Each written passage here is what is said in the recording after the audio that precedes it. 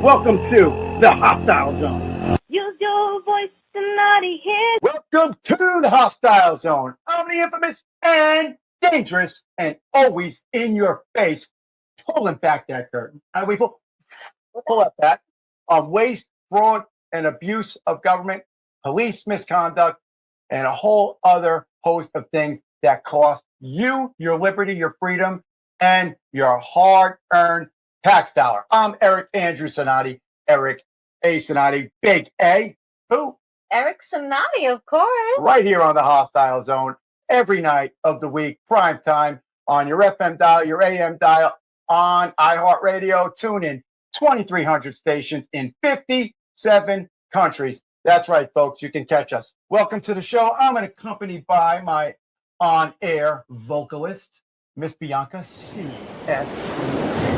Thank you, Bianca C. That's me. How are you today? Good. How are you? How is everyone today? Lovely. But how was everybody's Thanksgiving? Yes, absolutely. Right, Happy nice. Thanksgiving to everybody. I mean, I'm going to be eating turkey for the next month, I think, just like everybody else. I bet it's good turkey. I'm sure. Wonderful turkey. And we're going to be talking turkey tonight, folks, because tonight is a topic that hits me deep inside because it reaches with everything that I stand for. I stand for, but against. I stand for people's rights, and I stand for good, quality, honest, clean government. And I believe in the book behind me here, the Constitution, the several copies we have here, and my book will be out this month on the Constitution. And we have a case that has hit the headlines hard. We're going to really hit this one hard tonight. We have some great guests with us. So again, welcome to the Hostile Zone. As always, we thank you. This is our second year on the air, and we went from one night a week to 5 nights to now I have a second show. This is just, we thank you, because if it's not for you, we wouldn't be here. So I have to thank you. Tonight, we're going to embark on an exploration of an extremely controversial and I believe a divisive story out of Georgia. Now, let me just throw a little caveat in there. We know that Georgia seems to have some issues with their government, maybe counting votes in elections. So I find that this particular story is atrocious, in my words, right from Sonati's mouth. It's atrocious when they can't manage their housekeeping in their own departments. Why do they reach into your home? What do I say on the show all the time? The government does not belong in your bedroom. They don't belong in your life. When Big Brother becomes your father, we no longer have a democratic republic. We are now calling ourselves the former Soviet Union. A mother was arrested because her 10-year-old son went for a walk less than a mile from his home. Less than a mile from his home, a nearby town. We have the guests here that can give more details. Basically, this young boy, he walked to, I believe, Dollar General, and it was a nearby town, but we're talking like a mile or something like that. You know, whatever happened to the days when the street lights came on, you had to go home? I don't know. Everyone's calling this free range, like free range chickens, free range kids. Well, we need our kids to have responsibility. We need our children to be prepared for tomorrow, because they are what are going to take us to the next day. And situations like this just really, really spark anger in me. This story has sparked outrage and has opened the floodgates on such a broader debate. And that is what is exciting about this for me, because there is a legislative discussion here. There's a Supreme Court discussion. There is a societal discussion. There is a what is good in your home may not be good in my home. This is a very large topic, but this is a debate on parenting. Now, everybody has different parents, and We're not going to do the woe is me and sit in the therapy chair and blame my life is bad because of my mom. That's not what this show is about. But we're talking about freedoms and your freedom as an American and God-given freedom, your inalienable rights to be here an American, to be free. And part of that freedom is the choice of how you choose to raise your son or daughter. Now, you're a mother. Yes. Right? Do you want somebody telling you how to raise your son? No. I appreciate advice, but exactly. I don't want someone controlling of how I should be. And you don't need armed officers to come to your house. Especially armed officers. Yeah. I don't want the government to show how to. We are in a sad state of affairs. We're in a sad state of affairs. Georgia has some wicked laws, the super speeder law. I could go on about some of the weird stuff in Georgia. But the floodgates are open, and we're talking about your liberty and your freedoms are compromised, and this is it. So we're going to get started, but we got to start off with the relevant quote of the day. And I picked these quotes, folks, so this is not given to me. I'm looking for. Okay. It is not what a lawyer tells me I may do, but what humanity, reason, and just tell me I ought to do. It is not what a lawyer tells me I may do, but what humanity, reason, and justice tell me I ought to do. Edmund Burke. Burke's words remind us of the balance between rules and common sense. And there is, and I think that is where we are falling off here in our country. We are forgetting common sense. Yeah. So I see it every day.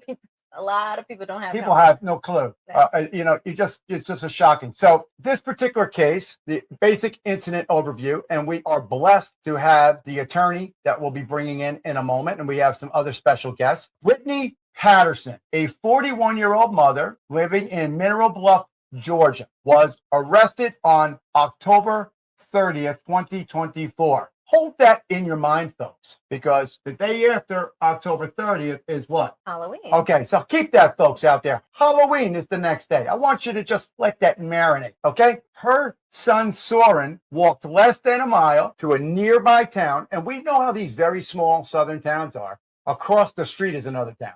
We're not talking, we all know I'm from Jersey, and we film in D.C., so yes, when you're walking, that's a next town is quite far. In these little small areas, a block and a half, you're in the next jurisdiction. Right. Her son walked to a store approximately less than a mile, and her attorney will be on shortly to really solidify the facts, while she was attending a doctor's appointment. Now, this is a very, very interesting topic because we're talking about a 10-year-old child. Okay. A child, but he's a little man. Right. At some point, we and the parents have to start.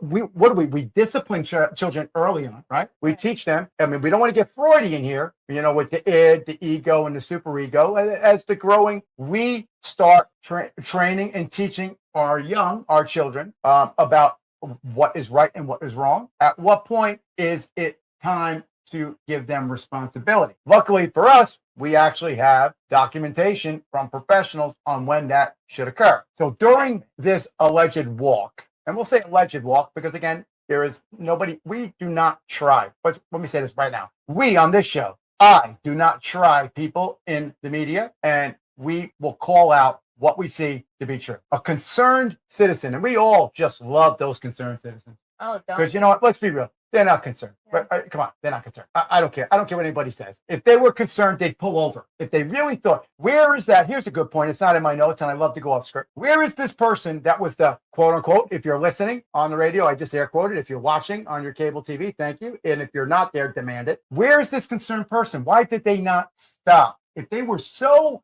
concerned about a 10-year-old, 11-year-old child walking in a nice neighborhood, very like almost no crime, like almost nothing happens there, like a Mayberry kind of situation. Why did they make a call to law enforcement, but not find it so dangerous and concerning that they didn't stop to see if the child was, what's going on here? So the young boy's name is Soren. We had permission from the attorney and the family to say names because we don't, generally you don't mention a juvenile's name on air, but this is where we have permission to do that. So this prompted law enforcement to received a call from somebody who was concerned. 5 hours later, deputies returned to the home. Now, mind you, when the deputies, would it take that long? that's it. And here's a great question, and I can't wait to get the attorney in here, and we will in a second once I get through this little part. If there was such a concern, then why didn't they stop? And secondly, the officer or officers, I'm not sure, I know he can clarify, they drove this child home, okay? And God knows what was said in the car. They can't really question him, and there is law. There is statute. I don't care what state you are in, there is law.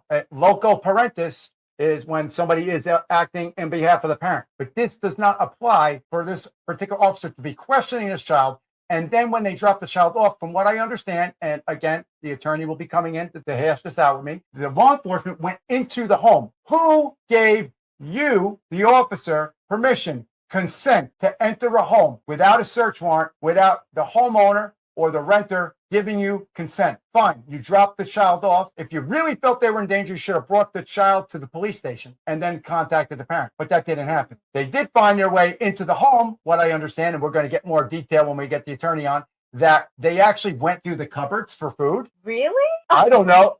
What's it? Constitution, my book's coming out. A little plug. Fourth Amendment, folks. You have a right for protection from unlawful search and seizure of your person's property, papers, and things. What gave these, and only times that there are sometimes that there are exceptions. There was no exigent circumstance for any law enforcement officer to enter the premises and especially start opening cupboards. So right, that's it's so invasion of privacy. Absolutely.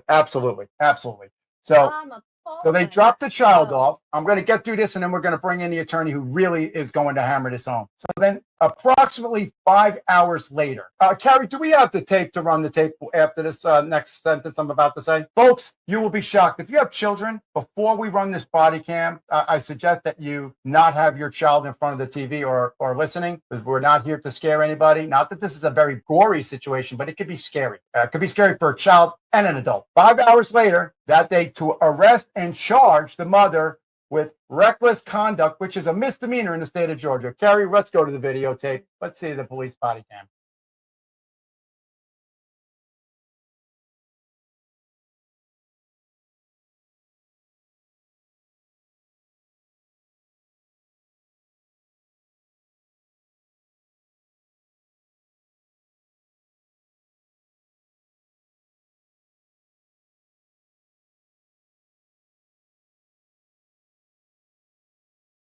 Unbelievable. Did you see that? Unbelievable. Again, if you're just coming in, I'm Eric Andrew Sonati, right here on the Hostile Zone, on your AM, your FM, and iHeartRadio, TuneIn, and your cable provider, 2,300 stations in 57 countries. I'm flabbergasted by that video. With that, Carrie, can we bring in the attorney representing the family so we can start conversing about this footage in this case? Welcome to the show. Dave, how are you? Doing well. Thank you, Eric. Thank you, Bianca, for having me on.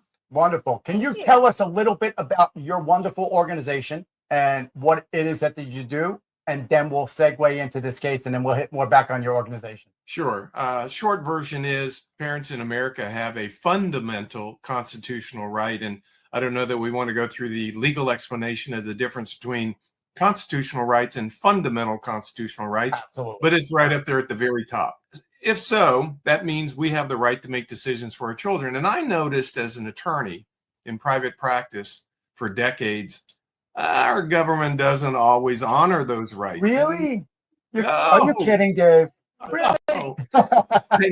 It's like the scene in Casablanca. I'm shocked. Right. So you'd be shocked. You got to drive slow tonight after when the show airs. You got to drive home slow, everybody. Because, so I decided to take what I believe are legal skills and apply it to defending the rights of parents in many circumstances. So this case with Britt Patterson, and we're going to cover that, is part of what we do. We also file amicus curiae, friend of the court briefs. U.S. Supreme Court filed 3 this year. Quickly, what the friend of the court means for the viewers. Sure. And if you're up on it, you're probably a lawyer or would-be lawyer. So when parties are in court, the parties themselves, either represented by an attorney or they're pro se, meaning they're on their own. Any lawyer that has represents himself as a fool for a client. So the person, that case is going on. Sometimes it goes up on appeal. If it's on appeal or it's in the trial court level, and a third party, somebody who has no affiliation, connection to that particular case, can ask the court, depending on the rules in the state or the federal rules, can ask the court, hey, I would like to offer some policy considerations, or I'd like to offer more legal argument that may persuade you, court judge, in one direction or the other. You can be for or against a particular party. And the Latin phrase amicus curiae means, in essence, friend of the court.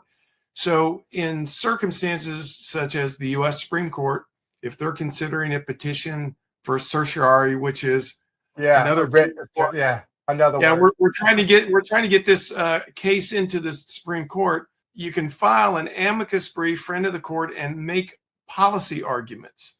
So a policy or legal argument. So we take that up. We see a particular case where parties or their lawyers reach out to us and say, hey, we're on appeal. We're in this circumstance. Would you consider? So organizations, some shout outs like the Cato Institute regularly files amicus briefs as well. In case I think the Heritage Foundation gets involved too, some of that stuff too, right? Absolutely. Excellent organization. Last week, if I could just cut in 1 second, Dave, I'd like to just read the statute and for the people, and then you can go further.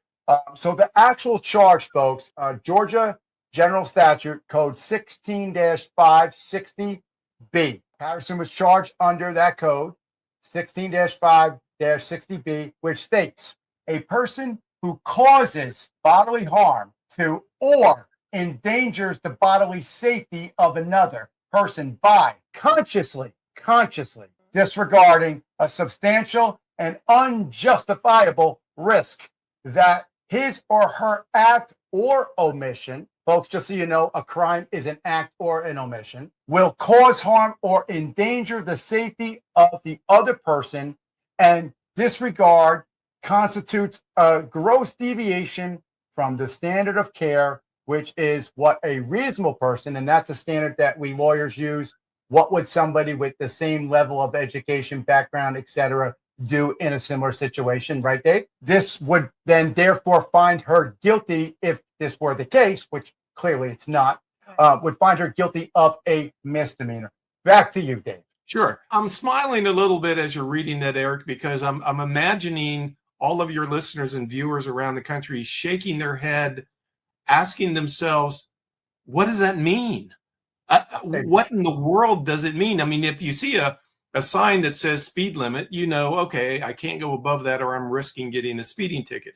If the law says you can't kill somebody, you know, well, if I kill somebody, I've violated that law. This statute is so unclear. Unconstitutional. That in 1997, the Georgia Supreme Court had a case come before it. Yeah, it's Kelly v. State. I can pull up the citation. I would, give it to the viewers and listeners, because we're going to have you back on for Thursday night on the other show, so we'll get people prepped and ready. Okay, well, I'll bring you the citation for Thursday. So in 1997, a 5-year-old child tragically died. His mother had gone out on a date for the evening and turned over his care to a 12-year-old half-brother. And we don't know what happened, but she got charged with violating this exact same statute. And, you know, I don't know the case, but I can say, lawyer to lawyer, I thought that a 12-year-old could babysit minimally for a period of time if the child was mature enough and both parents felt that was safe. How is this the responsibility of the parent when they're not there? You nailed it. What is their culpability? What is their mens rea? You nailed it. The decision the mother made was to turn the care of her 5-year-old over to the 12-year-old. And whatever happened after that was not the mother's responsibility. Similar case was in Maryland. A professor. Can I get a caveat in there, Dave? Can I throw one in? Here's one that just popped into my head. They charged her in that case, you're talking this other case, with the actions of the 12-year-old. Well, why not the parent of the 12-year-old? Why was she not charged and the father not charged for the actions of their 12-year-old? The 12-year-old and the 5-year-old were half brothers. It was the mother was the parent of both. Okay. All right. So I was already on a legal spin. Yeah. Well, for the viewer's sake, let's say 5-year-old died, 12-year-old's taking care of it. The issue isn't whether or not the 12-year-old is old enough. That wasn't the issue. She got charged under the same statute, and the case ended up in the Georgia Supreme Court, and the Georgia Supreme Court did this, held the statute unconstitutional because it did not give fair warning to parents what they can and cannot do. And the phrase used is, it was vague. I love it. Vague, Okay. the void for vagueness. And actually, I want to compare this to something as stupid as parking your car. When you pull into a private parking lot and you go to park your car and the sign says no parking, you can park there anyway, because if it doesn't have a state statute on it, you cannot get a summons.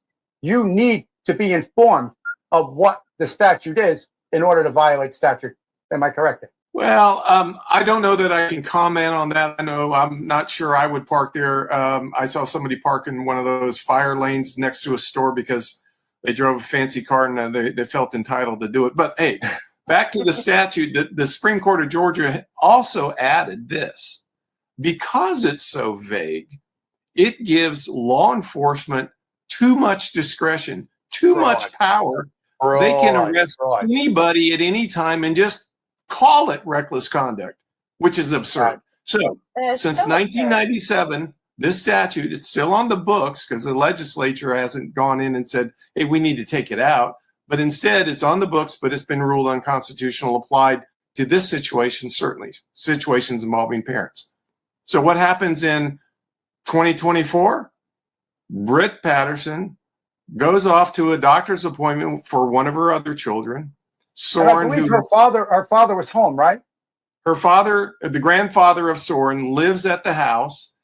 Granted, he's disabled and in a wheelchair, but he's functioning, able to talk and handle. Mentally, right. And Soren is home because two of the 4 children Josh and Brittany Patterson have are homeschooled, 2 go to the public school.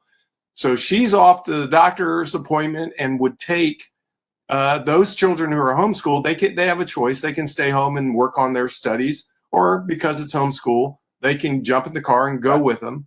Whatever they want. She called out. He didn't get in the car. She went off. That was the end of it as far as she was concerned, until she gets a phone call from a deputy with the Fannin County Sheriff's Office saying, we have your child.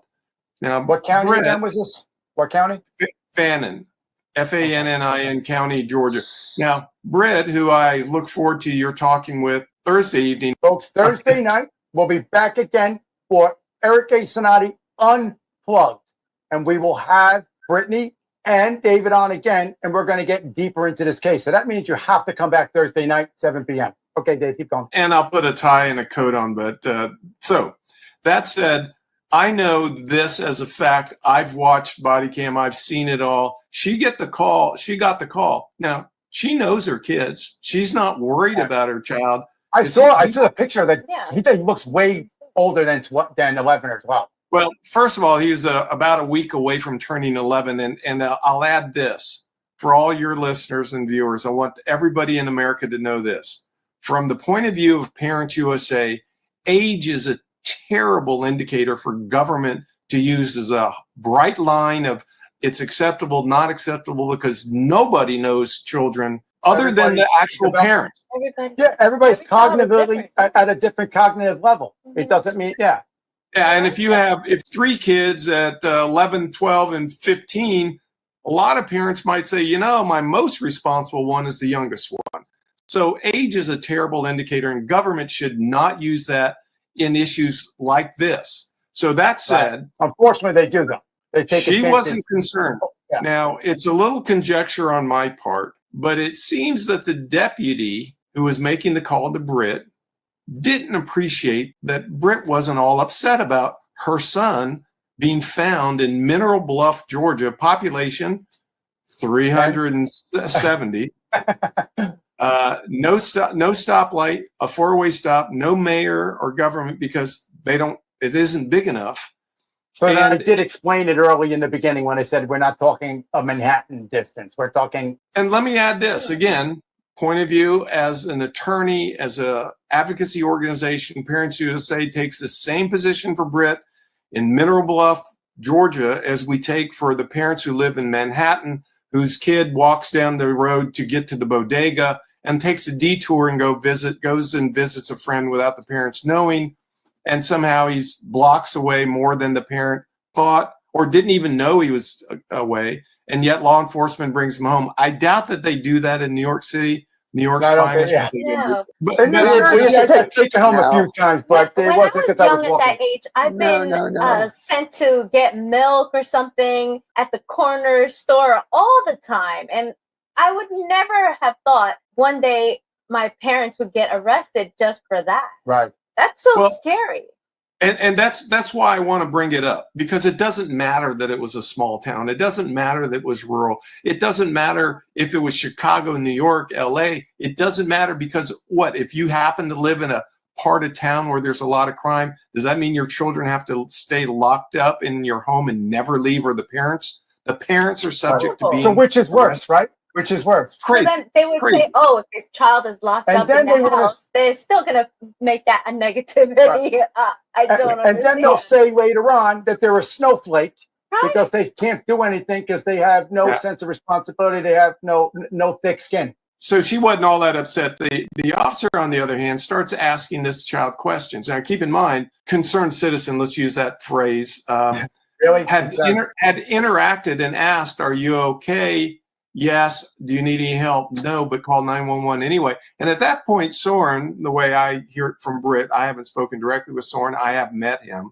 Do you think we could get him on Thursday? Would he be willing? I doubt it. Look, Britt and her husband did not ask for this. It came to them. Yeah. She's not backing down from her opposition to how she was treated and the charge, but she is to some extent trying to insulate her kids and her family from this.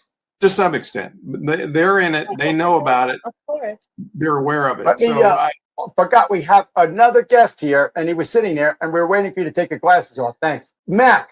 Say hi to the group. Mac and I go way back in the intelligence community, military. Mac is a home security and safety expert now, post intelligence world.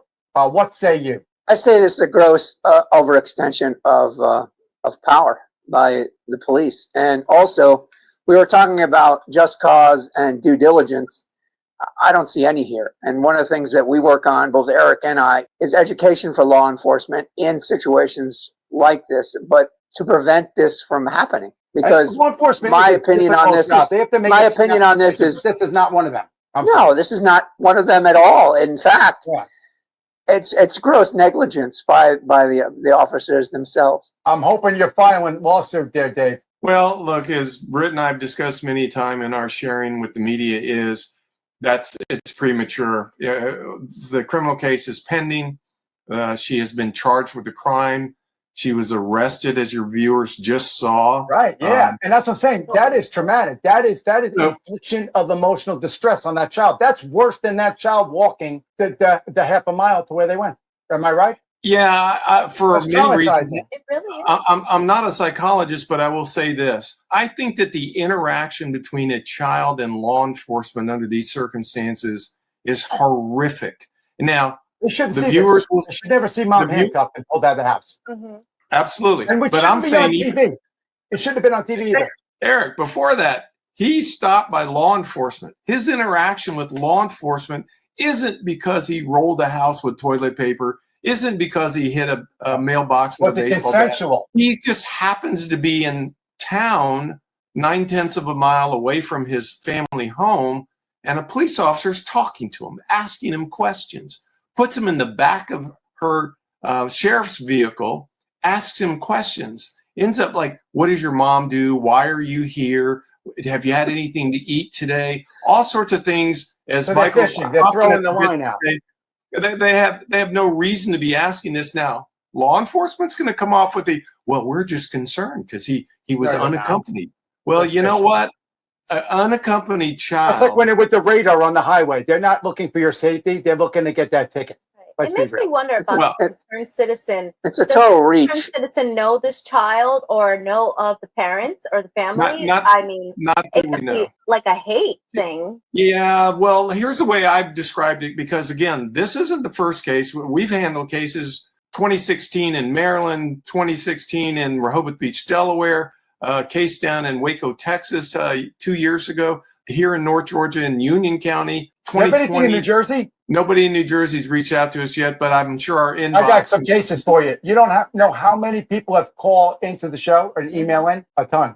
That and the Institute of Justice, I sent stuff there too. Oh, Institute for Justice. I love that organization. And just FYI, I reached out to them in 2013 when I was thinking of founding this organization and said, hey, how about if I join you and we expand your work in the area of parents' rights? And they were speaking of, I love the organization. I'm not saying this critically. They said, look, we're full. We don't want mission creep. So we're not going to do more than we do with regard to parents. And I thought we need an organization that's focused solely on parents' rights. So I founded it. We're not in competition with them. We run side by side. Not. They've been helpful in a couple of cases. I've consulted with them. So they're wonderful organization, ij.org. Let me throw the shout out. So point being, but we need to take a short break, folks. Okay. Don't go anywhere. I'm Eric A. Sonati, the Hostile Zone. Don't make me send Child Protective Services for you if I don't see you back in 30 seconds. At the Ramround Law Firm, we understand the importance of your constitutional rights. We truly care that we must get a client their desired result. If your freedom is compromised in any way, you call us. We do immigration, state and federal criminal defense, personal injury, bankruptcy, DWIs, family law, real estate law. We want you to be confident in our ability to represent you. Ever thought about turning your spare change into serious investments? Let me introduce you to Acorns. This app makes investing as simple as one easy swipe of your credit or debit card.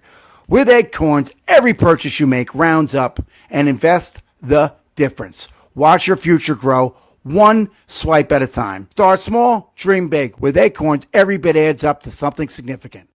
Download Acorns today. Acorns.com/share, or use your smartphone camera and scan the QR code on the screen, or enter my referral code 56XJQPC. Again, referral code 56XJQPC, and get $5 for free compliments of me to start investing today just by downloading the app.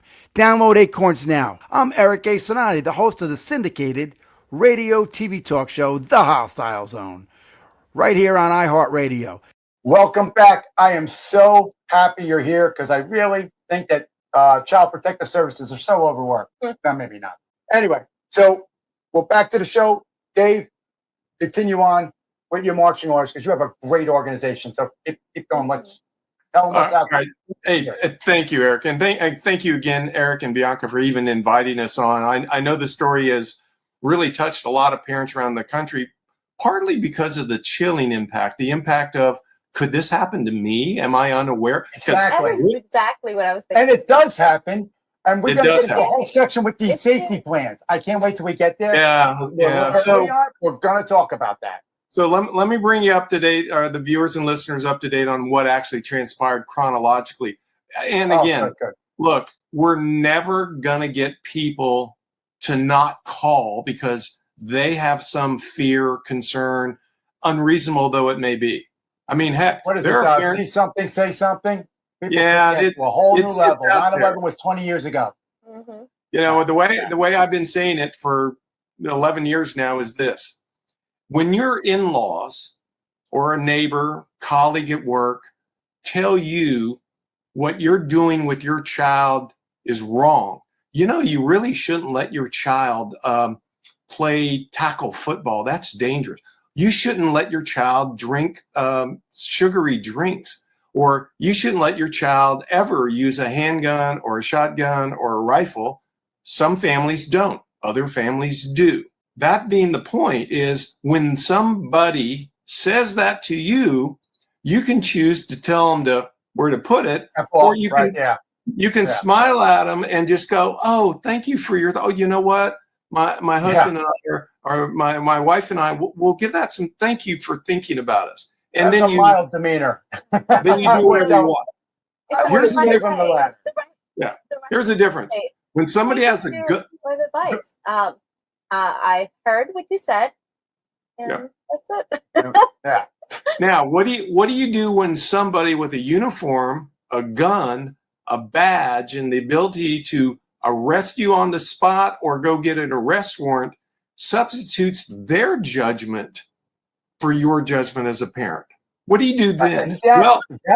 That is the statement I think that's going to get you to the Supreme Court. I would be happy to be in front of the Supreme Court, but my prediction is it'll never get that far. Although my prediction also is we could be getting news this week, or we could get news 2 years from now when the statute of limitations starts to run, or frankly, the county prosecutor could allow it to run out and just not move it forward.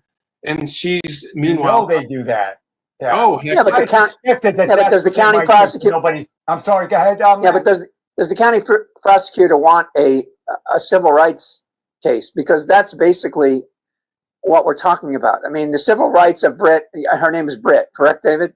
Yes, that's correct, Michael. The civil rights of this parent. The parents, their civil rights were clearly violated. There's no. We talked about earlier and off camera, David, when we said, just cause.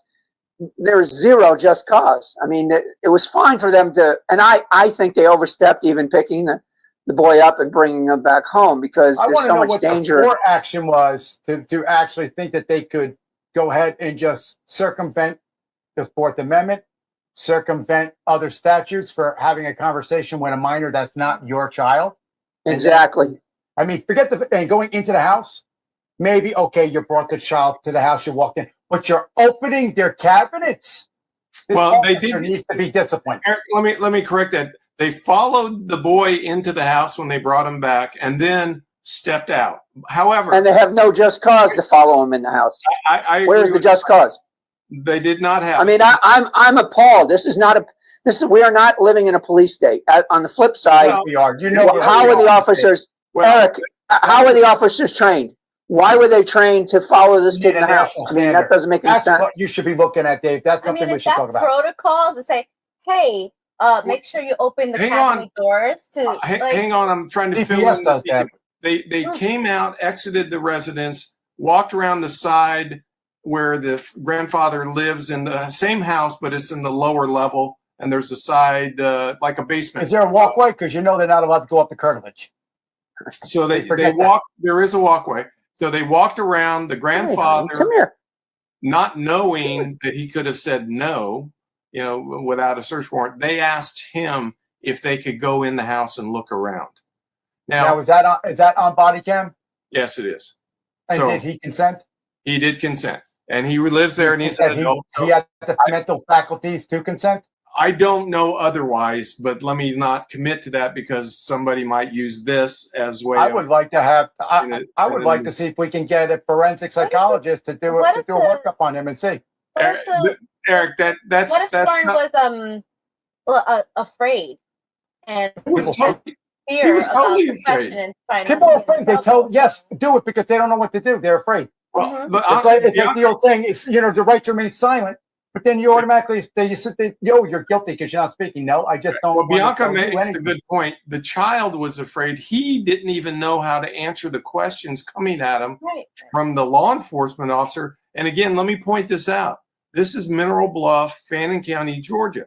Let's say you're a black 10-year-old, almost 11, in Harlem or Brooklyn or Los Angeles, East Los Angeles, and your encounter with law enforcement after getting the talk from your parents that all black parents give their kids about law enforcement. Right. And now you're sitting in a deputy sheriff's car, not knowing what you did that's wrong. Yeah. And they'll say anything. They'll say anything. So, and it is not a spontaneous utterance. Being that age, I would be afraid to be in back of a car, a police car, for no reason. Hey, house adjustment. I'm a lawyer. I wouldn't want to be in the back of a law enforcement vehicle. I'm an adult. So the kid's in there. He's being hit with questions. Why would they put him in the back anyway, Dave? He's not a suspect. Why would they put him in the front seat and seatbelt him in? He's a child. I think isn't that like emotionally painful? The deputy's going to have to answer that question. I suspect it's going to be something like we wanted him to sit so we could talk with him for a while. But you know what? Segue. Let me tell you what I have shared for a while now, that I'm in the process of writing a bill to introduce to the Georgia legislature, and hopefully it'll go across the country, because we will try to find sponsors in every legislature Absolutely. across the country. And here's what should happen. Somebody, a concerned citizen, their heart's in the right place. Their head isn't, but their heart's in the right place. I like how you smile when you say that, because it's usually the nosy neighbor. And yeah, I know the term that we're using, we've been using for a few years now, is the Karen. And I apologize to all the Karens. I know. No one's naming their kid Karen anymore. I totally understand that. So they make the call. Now, people need to know 911 gets calls from people because their pizza wasn't delivered. And 911 tells the caller, sorry, we're not going to do anything. That's not our, and rightfully so, because you shouldn't send a police officer over to tie up that, the line. It's an emergency line. Correct. And you shouldn't use resources of law enforcement, right? No. So what should happen? Hey, I'm so-and-so, 911, what's your emergency? There's a child over here unattended. First question, does he appear to be hurt? Couple reasons you would ask. And I actually have because I'm an EMT myself and I teach it. Why did they not call BLS, basic life support ambulance? Because if you got a child, you would definitely want medical personnel there. Because what happens if he had a panic attack, he had any other condition you do not know? So I don't know if I would want to put a child in my car. Eric, I know you're an EMT, but I'm going to disagree with you. You know why you don't need a EMT there? Because he wasn't hurt, and he wasn't. You should have been in it, right? I'm saying since we went this far, why didn't they do that? That's what I. Nobody should happen at all. David, here's the yes but. Okay, they had no idea if this young man had epilepsy, if he had brain injury. They had no idea. That's the point. Exactly. They have no idea. It should have never happened. So wait a minute. Hang on. Listen, people. If you have a dispatcher on 911 and somebody who's there with observing the child, let's get some information. Hey, caller. That's their job. Phone does he operators appear are to trained. be hurt? If the answer is the yes, AO times 4 alert times 4. You know, the person, place, time. You know, all that stuff. Well, what if that concerned citizen was exaggerating? What about if it's a neighbor that doesn't like you, and this is what they do to get back at you over the leaves that you But now you're coming up with a hypothetical we can't really answer. But if they say, yes, he appears to be hurt, he's bleeding, he's holding his arm, he's in pain, he's crying. Now we send an EMT rather than maybe a deputy who is perhaps trained in first aid, but not capable with the EMT vehicle and all the equipment to attend to a broken bone or a deep wound. So why not ask that question? It should be required. Right. Does the child appear to be hurt? No. Okay, well, no. I mean, that is a standard question. I went through that training. They have EMD, emergency medical dispatch, and basic telecommunicator. Those are extensive courses, and that's no question. They haven't released the 911 call, even though I've asked for it under both I wonder why. Freedom of Information Act and on discovery. Gary, mark that down. Let's file it open public records and see if we can get it. I want to know. And then the second thing that should be asked, if the answer to the question 1 is no, does not appear to be hurt. Question number 2, does the child that you're calling about that's unattended by an adult nearby, does he appear to be in distress? Is he crying? Is he sitting down in a fetal position? Is he acting furtively, hiding behind something? Is he looking around disoriented? Does he appear to be in distress? Yeah, if he's obviously happy-go-lucky, I'm okay. Okay, if the answer to question number 2 is no, 1 and 2, no. One more question. One more question. What is it? Is there an identifiable risk of imminent harm? Is there bodily injury, right?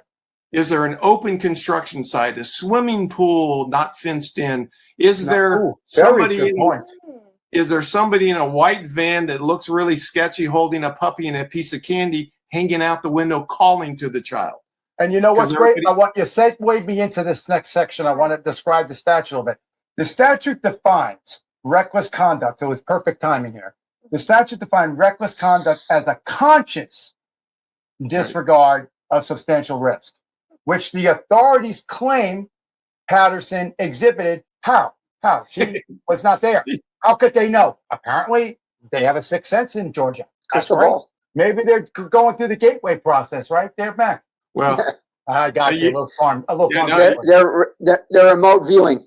yeah, the Yeah. conscious He's like disregard is predicting, nails let's it. see, Yeah. We got to throw a little farm joke in every now and again. So let me, the statute that I want to see passed would say, if the answer to all three questions is no, the dispatcher tells the concerned citizen, well, thank you for your call. If we have an available officer, we'll send them by to check it out. Then you send an officer. They can just drive by. They don't even have to stop.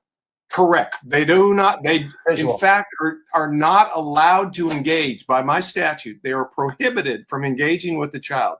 They look and see, does he look hurt? Does he look in distress? Is there an identifiable risk of harm? If the officer's answer to all three is no, they drive on. They don't get his name and report him to CPS or DFACS. They don't put him in the car and drive him home. There's nothing to do. Do not waste government resources. I question the authority of driving him home. There is no local parentis. Well, yeah, but I mean, that's a kidnapping. Did he want to get in that car? We'll be back in 2 seconds, folks. Don't go anywhere. Otherwise, I'm going to send Farm Man over here to come and get you. We'll be right back. Ever thought about turning your spare change into serious investments? Let me introduce you to Acorns. This app makes investing as simple as one easy swipe of your credit or debit card.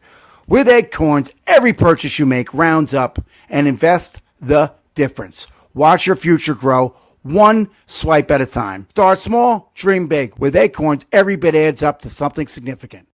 Download Acorns today. Acorns.com/share, or use your smartphone camera and scan the QR code on the screen, or enter my referral code 56XJQPC. Again, referral code 56XJQPC, and get $5 for free compliments of me to start investing today just by downloading the app.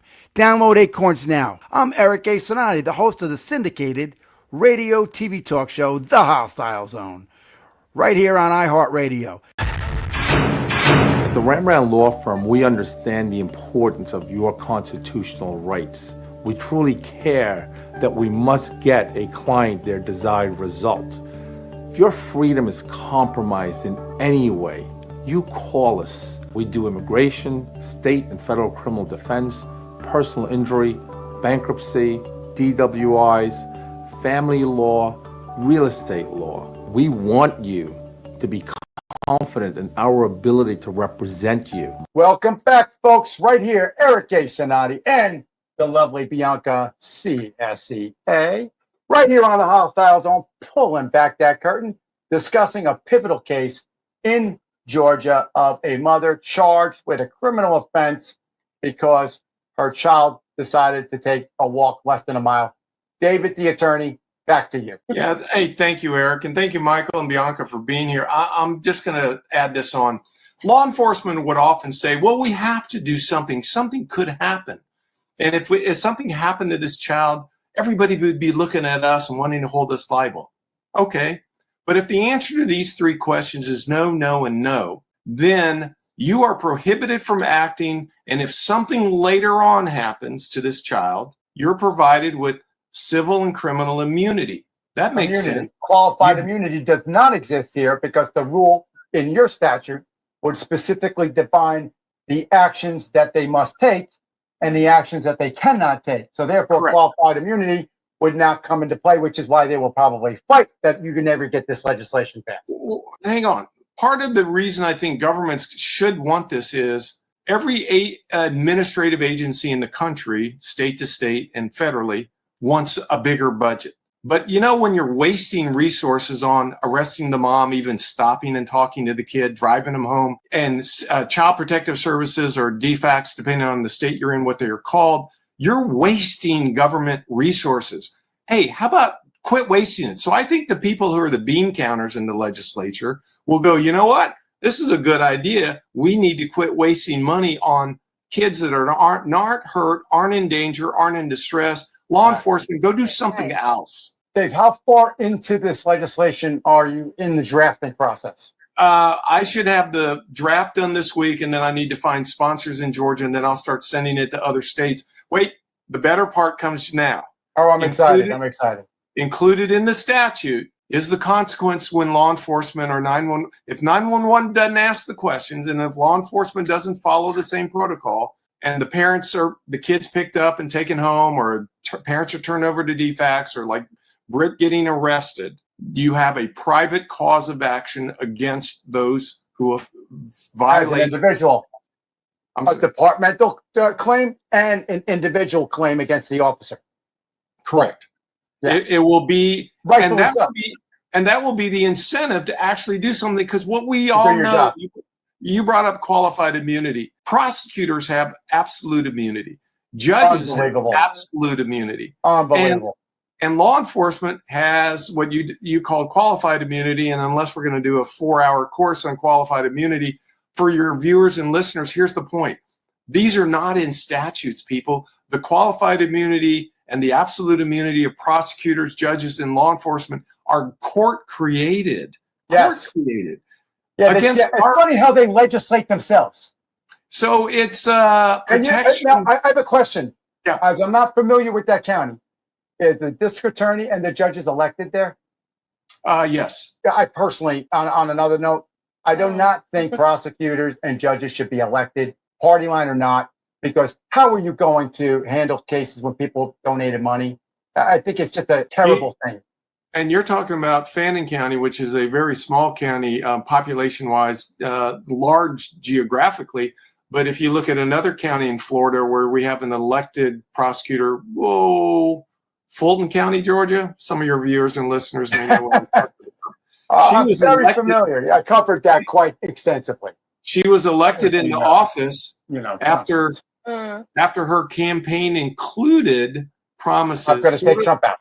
Similar to the Attorney General up in New York, who campaigned on the "here's what I'm going to do," and that's how she got elected. And let me throw in Alvin Bragg. Got to throw him in there because he's another disgrace. So point is, law enforcement and prosecutors need to have incentives to follow the law, follow the Constitution. I've sometimes spoken of this. Isn't what's painted on police and sheriff's vehicles protect and serve? Protect and serve. What happens? I teach, and you know what the worst thing in policing was in America? Two things. What? The creation of a car and air conditioning. I swear to God, that's fact. That's fact, because prior to that, there were call boxes on the corner, and that's why you called them a flatfoot. And a cop stands for constable on patrol. So that's where cop comes from. You heard it right here in Sonati. Professor Sonati, check me out. Constable on patrol, and they picked up and they walk and they check the doors of all the businesses. So they got air conditioning cars, they roll the windows up, they listen to the radio, and they are not in tune with the community anymore. What about blowing the whistle? That's Eric. You made a fantastic point just now. And David, if I could pose this question, where in a small community, and I grew up partly in a small community in upstate New York, if something anywhere remote happened like this, the sheriff or the local police captain would just do a follow-up. It usually was very casual, but it also there you go. Where's the committee? We were talking, and Eric and I were talking about this last week on the president's constitutional carry. Where is the community involvement? Where is the community responsibility? So I think that's where where from Shire Reeve. I got you there, folks. There you go. Now you have to sign up for my classes. It takes a community. Michael, excellent point. Here's a couple of thoughts, and these are more rhetorical questions because all your very common sense and intelligent viewers and listeners are going to know how to answer these questions. The child's home with his parents. There's nothing going on that needs to be addressed. Yet 5 hours later, there's an arrest warrant application made. A judge signs off. I was waiting for you to say this, Dave, because I'm wondering what they put in that. I would love to see it. But why would it take what did they put in there? I've shared that with your staff. And by the way, that's one of the points I make is, hey, if this law is unconstitutional, the magistrate maybe should have known that. Would know that. Now, it was a magistrate? It was a magistrate signed off on it. Here's where I'm going with that. They didn't even call her up. I don't care whether you're, again, New York City or Mineral Bluff, Georgia. Hello, Mrs. Patterson. We have an arrest warrant for you. Would you drop in within the next day or two? What is the rush, right? What's the rush going on? No, they drive to her house. 5 hours later, you all watched it. And incidentally, I think this How many is times did the body cam go on and off? Dave? I'm sorry? How many times did that body cam turn on and off accidentally? During the arrest, I believe it was on, but only one of the officers had a body cam. The other one did not. Female deputy did not have hers on. In fact, at the very beginning, they're walking up to the residence, and she turns around to go back to the vehicle, saying, "I need to get my camera," and the other deputy says, "I have mine." So they went up with one. Now, what's very significant is when Britt, again, very bright, very powerful person, I don't know if she knew what she was getting into, but her reaction to, you're being arrested for the incident earlier today. Yes, I noticed that. She didn't even know. She looked baffled. What incident? Because to her, it wasn't an incident. Right. And Britt then followed that statement by the deputy for the incident earlier today with, last time I looked, it was legal for a child to walk to the store. And the deputy responds with, "Not if they're 10 years old." I have citation for that here, actually. Well, here's the point. Let me get to that. I can assure you, keep talking, there I'm is gonna no get to that law when in you Georgia get that makes it Not if criminal. you're 10 years old. Where does that say? Yeah. Where would you see that? Well, no, there is a Academy of Pediatric Medicine says that around the age of 10, that this is when it is acceptable for a parent to provide responsibility. The reasonable person standard, what is responsibility to you may be different to me, but either way, he's 10 years old, and the medical professionals, not somebody that went to a 12-week training class, it's not for them to make that decision. I'm smiling, Eric, for two reasons. One is you're correct.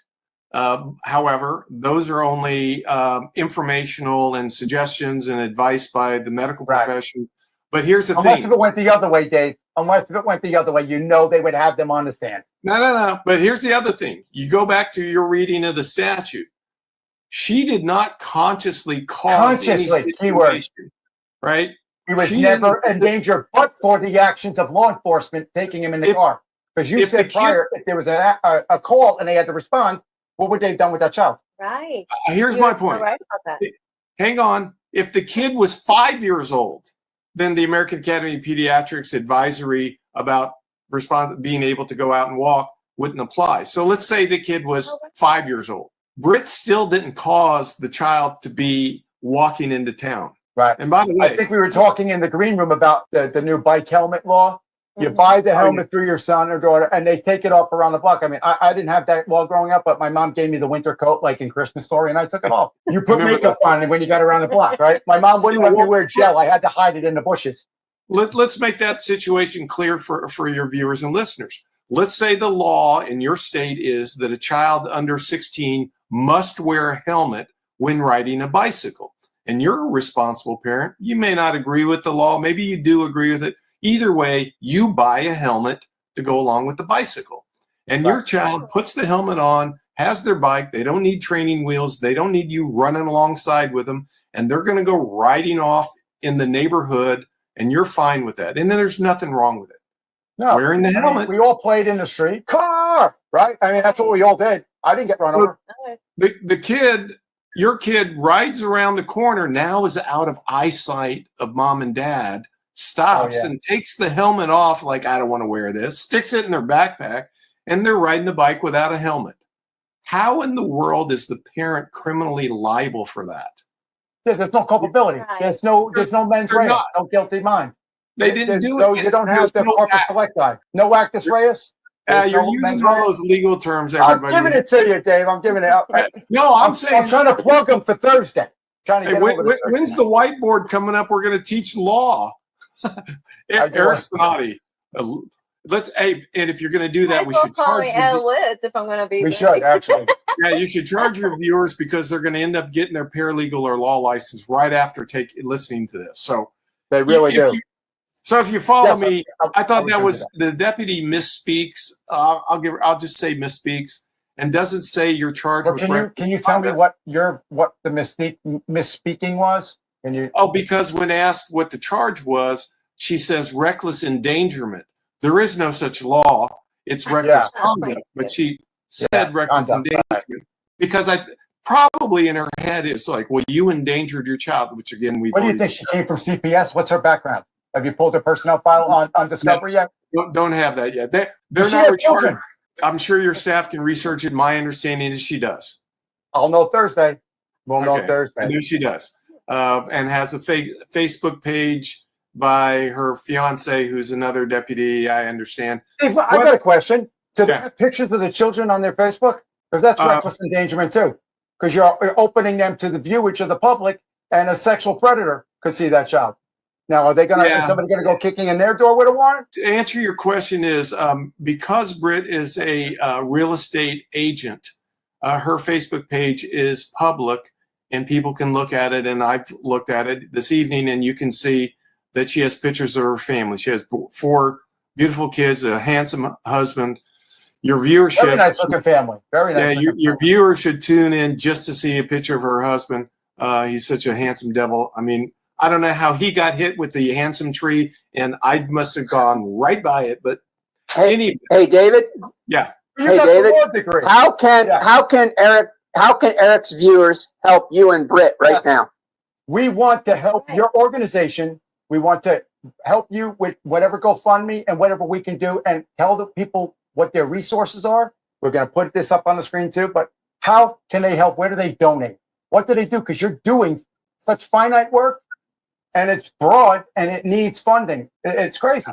Well, look, I appreciate you both asking me that question. And the answer is, if you go to parentsusa.org/donate, or if you go to parentsusa.org, and at the top of the page, you'll see donate. And you'll also see join, because what we really want, we don't really want our handout asking for money. We want a few 100,000, a few million parents in America to say, once a year or once a month, I can give $5. Once a year, I can give 25, something. And here's why.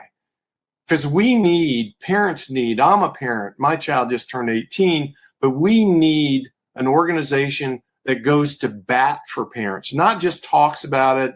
We need organizations that go for bat for people in general when government runs rampant.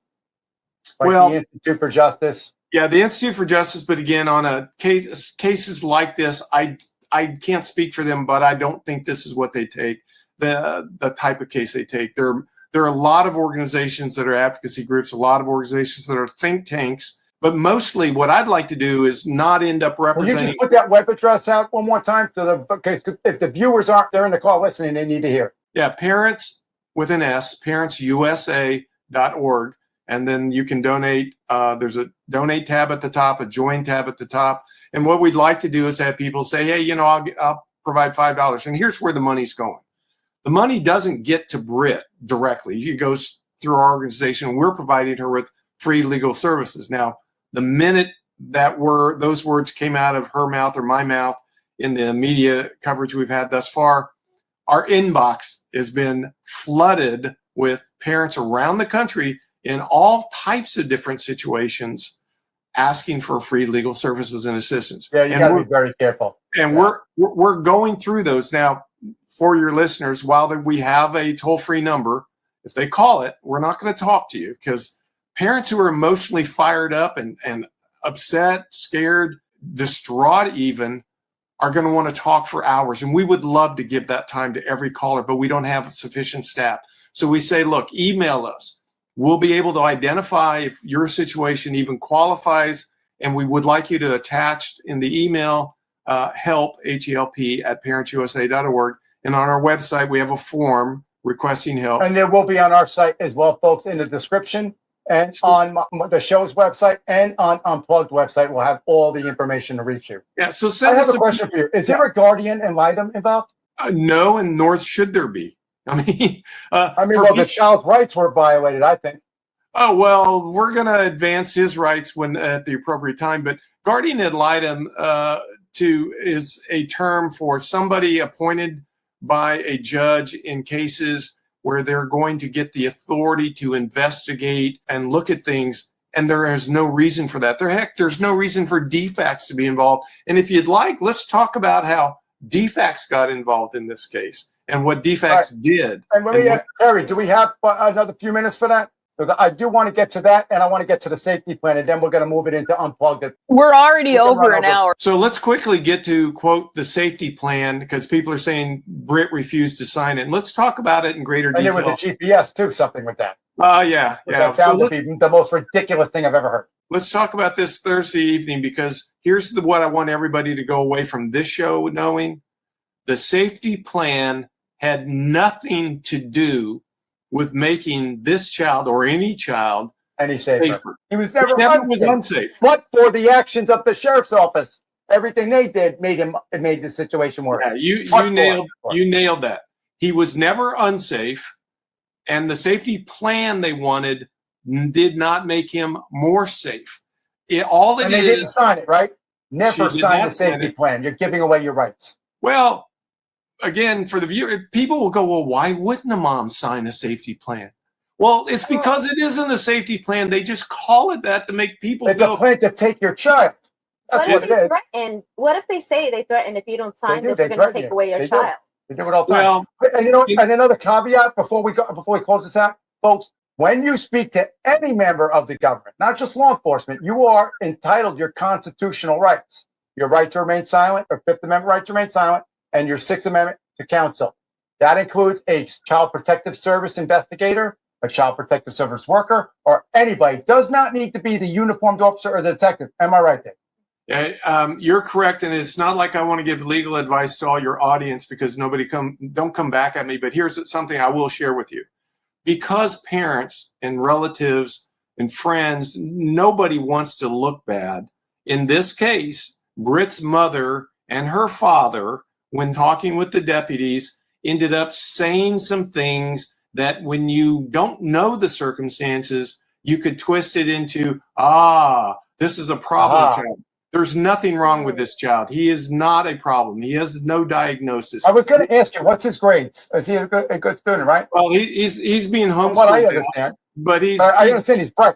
He's bright. He's a bright kid. All of our kids are bright and well-behaved and caring and good kids. There's not a thing wrong, but law enforcement and talking to grandma and grandpa, who all know, and even Britt herself in the phone call, they're all acting defensive because as parents, you think, why do I have to worry about talking? I'm not going to get arrested. We've done that's nothing the same wrong. thing where they tell you don't need a lawyer and you're in there. Yeah, you have a right to remain silent. So we got to come to a hard close. And I'm going to pose everybody out there a question today. Do you think, and please email in thehostilezone@bbstalkradio.com or eric@ericandrewsanati.com or eric@thehostilezone.com, any one of those, or Bianca C@thehostilezone.com. We want to hear from you. We truly do. And we can bring this over onto the Unplugged. Do you think government should have intervened in this case? Please, parents, if you're home and you're listening to this, you are shocked. This is a scary situation for everybody. Every parent out there that's hearing this, Dave, is afraid now if this could happen to them. It could trigger a PTSD moment. Yeah, and I think that's going to be a Thursday conversation. The donations are going to go to us increasing our staffing so we can help more of you. It's not just for. And I'm pledging my support to you in whatever way we can do. Again, thank you. We're going to do this again. Thank you again, Mac. You have a final word? I'll give you 10 seconds because you talk like me. You got no more. I just think you covered everything. But if you could mention the website again, David. Yes. Yeah. Go get the people in the car. Sure. Yeah. It's parentsusa.org. Our work only is within the USA. We don't go into other countries. There's no reason for it because here's really key, and I haven't said this. Nobody here puts forth our view of how you should parent. Right. We are only using the U.S. Supreme Court decisions on parenting that says you, as the parent, you decide so long as you do not cause actual harm to your child, long-term psychological harm, or significant physical harm. Otherwise, all you have to do. Every state has its own rules. In New Jersey, corporal punishment is legal as long as you don't leave a mark larger than a quarter. So look, literally, every state is different. So you don't have to be a perfect parent. You need to be an adequate parent. Now, we would like you to be an active parent. Yeah, or an active parent. Yeah, you don't have. legally, I'm morally, look, I'd like to encourage every parent, do the best you can. Do the best you can. Love your kids every day, all day long. Pay attention to them, spend time with them. But legally, your obligation is to be adequate. You need to be there. Thanks again, Dave. We're going to see you. Don't go anywhere. Stay in the green room. Stay in the green room, Mac. As always, this was a wonderful episode. I truly thank you for being here. I thank my guests, and I am thrilled that they were here. And I am thrilled to cover this on Eric A. Sonati Unplugged, Thursday night, 7 p.m. Eastern. And if you miss it, 15, 20 minutes after it airs, it will be in every single podcast platform that there is. Guaranteed. It can attest within 6 hours. If you just Google search it, it will be number one. So as we're going to close this out here, this was a very deep one, but call to action. I always have my call to action. Stay sharp, folks, my friends. Stay sharp. 360, 365, right? Keep your head on a swivel. 180 degrees forward, 180 degrees behind you. Your head must be on a swivel at all times because danger is around every day. It doesn't take a vacation. It's there 365 days a year, and you need to be aware of that. So again, I thank you. Well, I truly humbly thank you, folks, for making us what we are. And I hope that we're providing you the information and the insights that are making a difference in your life. With that, again, I'm Eric A. Sonati with a very large A, and I'm accompanied by the on-air vocalist, who you will hear her wonderful rendition of the national anthem at the closing, Miss Bianca CSCA. Again, thank you very much for coming in, and I'm going to end us with our closing historical quote of the day. A government big enough to give you everything you want is strong enough to take away everything you have, including your children. A government big enough to give you anything you want is powerful enough and big enough to take away everything you have. Thomas Jefferson, one of the framers of our country, words that should resonate with everybody every day of the week. Again, Eric A. Sonati from the Hostile Zone, coming at you every night, prime time, and in every podcast. Again, follow us on Thursday. Check me out, Eric A. Sonati Unplugged. We will be having this topic again, but we will also have Brittany, who was the mother, arrested, and we will get into further detail. Again, I thank you very much. And folks, what are we going to wait for, Miss Bianca? You're going to take it away with honor, pride, and patriotism. Yes, by singing the national anthem a cappella. Acapella. Of course. All right, folks, stick around for that and catch me tomorrow night, the Hostile Zone. Don't go anywhere. I'm always here. Oh, say, can you see by the dawn's early light what so proudly we hailed at the twilight's last gleaming, whose broad stripes and bright stars through the perilous fight for the ramparts we watched were so gallantly streaming, and the rocket's red glare, the balls bursting in air, get through the night, that our flag was still there. And she's not going anywhere. Oh, say does that star-spangled banner